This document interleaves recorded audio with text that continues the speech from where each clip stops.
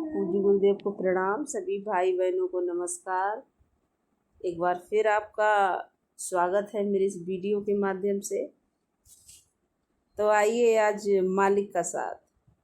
तो कैसे मालिक का साथ कि तू क्या मेरे लिए क्या बताऊं मैं तुझे, कि कैसे हम मालिक का साथ पाते हैं और जीवन में कैसी परिस्थितियां आती हैं जब हम टूट कर रह जाते हैं। बहुत से लोगों के पास गुरु का, मालिक का, परमात्मा का सानिध्य नहीं है, तो अपने जीवन को कैसे पार करते हैं, तड़पते हैं, रोते हैं और तिल तिल कर मरते हैं। और जिसके साथ मालिक का साथ है, गुरु है, वो अपने जीवन को बहुत अच्छे से दुखों, कैसी परिस्थितियां हो, कितना भी दुखी हो और पार करके आखिर पार कर ही लेता है।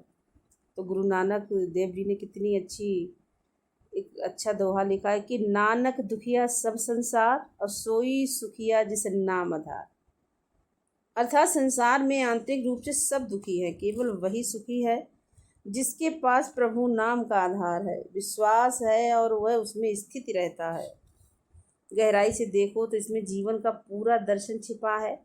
अपने चारों ओर देखे तो जो बाहर से दिखता है वह सत्य नहीं है। जो बहुत धनवान है, सबल है,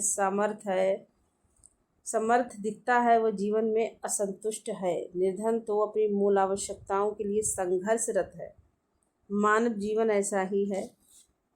किसी ने सही कहा है कि देह धारे का दंड है और सब काहू को होए, और ज्ञानी भोगे ज्ञान से मूर्ख भोगे रोए।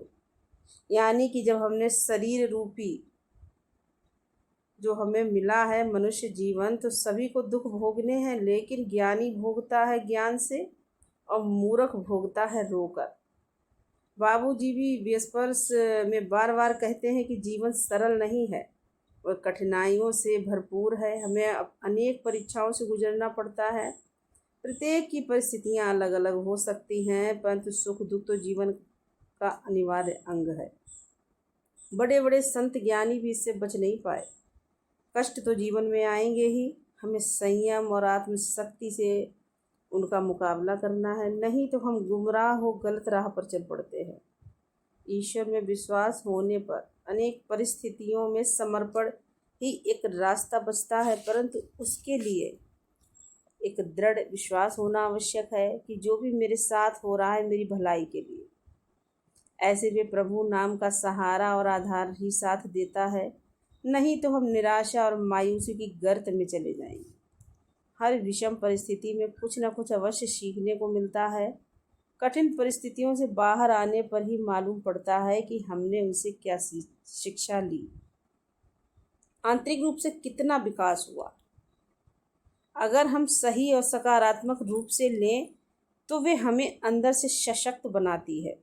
मेरा जीवन भी औरों से कुछ भिन्न नहीं। मैंने भी समय समय पर अनेक कठिनाइयों का, विषम परिस्थितियों व आंतरिक संघर्ष का सामना किया। अगर मालिक का सहारा ना होता तो टूट गई होती।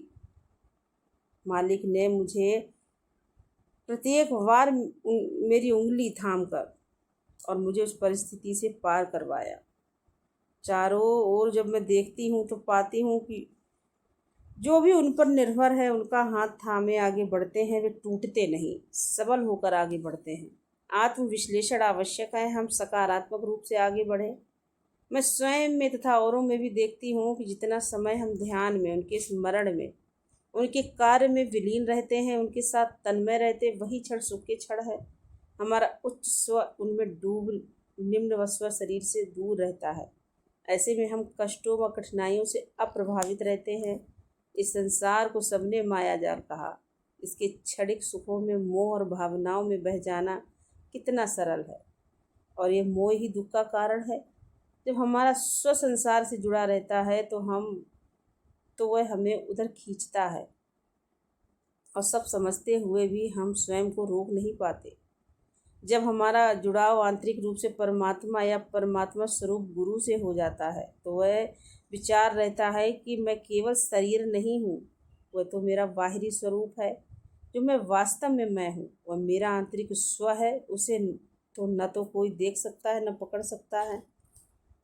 बाबूजी ने विस्पर्श में लिखा है कि हम मानव अपने भविष्य के लिए अनेक योजनाएं बनाते हैं, परंतु उनमें परिवर्तन आ जाता है क्योंकि नियत की योजना कुछ और होती है और हमें बाद में पता चलता है कि वह हमारी भलाई के लिए था, मेरे विकास के लिए था। मेरे जीवन में भी कुछ घटा जिसने मेरे जीवन की दिशा बदल दी।